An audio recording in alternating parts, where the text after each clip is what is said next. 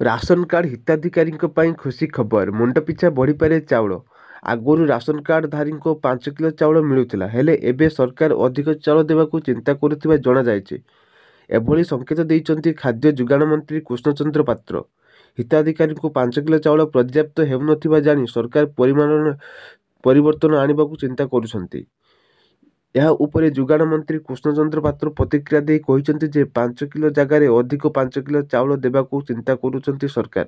Ration କାର୍ଡରେ ଥିବା ପ୍ରାୟ 3,25,00,000 ହିତାଧିକାରୀଙ୍କୁ ସରକାର 10 କିଲୋ ଚାଉଳ ଦେବାକୁ ଚିନ୍ତା କରୁଛନ୍ତି।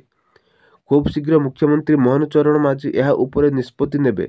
ଅନେକ ଗରିବ ହିତାଧିକାରୀଙ୍କୁ 5 କିଲୋ ଚାଉଳ ପର୍ଯ୍ୟାପ୍ତ ହେଉନଥିବାରୁ ଏହି ପରିବର୍ତ୍ତନ କରିବାକୁ ଚିନ୍ତା କରୁଛି ଯୋଗାଣ ବିଭାଗ।